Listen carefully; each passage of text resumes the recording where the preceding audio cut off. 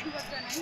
আমরা অনেকদিন পরে এখানে আসতে পেরে মানে একটা ফ্যাসিস্ট সরকারের সময় যে মানে একটা নির্দিষ্ট গোষ্ঠীর জন্যই মনে হয় এই দেশ স্বাধীন হয়েছিল, এরকম একটা ভাব মানে তৈরি হয়ে গেছে। বাংলাদেশ একটা নির্দিষ্ট গোষ্ঠীর দিকে চলে গিয়েছিল, সেই থেকে মুক্ত হয়েছে। এখন বিভিন্ন দলের বিভিন্ন সামাজিক বা রাজনৈতিক দল আসছে নির্বিশেষে।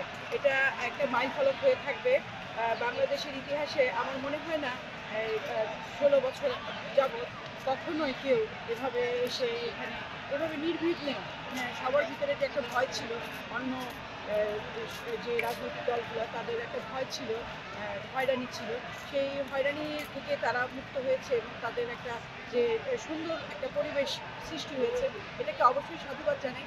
আমি যেমন গত 10 ডিসেম্বর মায়ের ডাক একটা যে ছিল সারাদিতে বিরাট একটা আয়োজন ছিল, সেখানে দেখেছি আমার আমার ছেলের বয়সী যারা তারা বৈষম্য বিরোধী আন্দোলনে কারো হাত নেই পা নেই, যেটা ইচ্ছা বলে গেল।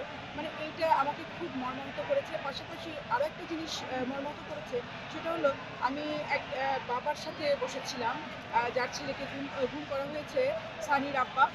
আমি তাকে দেখেছি যে তিনি নাকি মানে এখনও তার ছেলেকে খুঁজছেন। আমি একটা প্রসঙ্গের কারণে আমি কীভাবে যেন আমার মুখ দিয়ে বের হয়ে গেল যে আপনার ছেলে মারা গেছে কবে। তিনি কিন্তু সে কথাটা স্বীকার করেনি, বলে না আমার ছেলে তো মারা যায়নি, আমার ছেলে আসবে। তার ভিতরে যে এই বৃদ্ধ বয়স 80 বছরের একজন বয়স্ক, হ্যাঁ, তার ভিতরে যে একটা মানে ইচ্ছা বা মানে কি বলে মনের যে আবেগ, তিনি কথা বলতে বলতে কেঁদে দিলেন।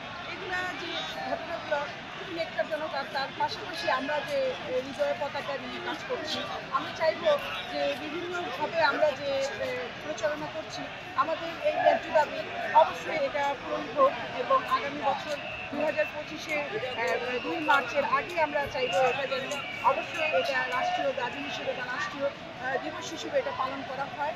আপনাদের মাধ্যমে আমি জানাতে চাচ্ছি যে 2 মার্চ 1971 সালে যে ঘটনাটা হয়েছিল, ঐতিহাসিক ঘটনা, যেটা অনেক দুঃসাহসিকতার সাথে করেছে তখন পাকিস্তান মাটিতে আসম আব্দুর রব, আমাদের জননেতা, উনি দুঃসাহসিকতার সাথে যে কাজটা করেছেন এটাকে সম্মান দিয়ে ওনার জীবদ্দশা উনি জীবিতকালে যেন এটাকে প্রতিষ্ঠিত করা হয়। আপনাদের মাধ্যমে এটাই জানানো ছিল। যে ধন্যবাদ।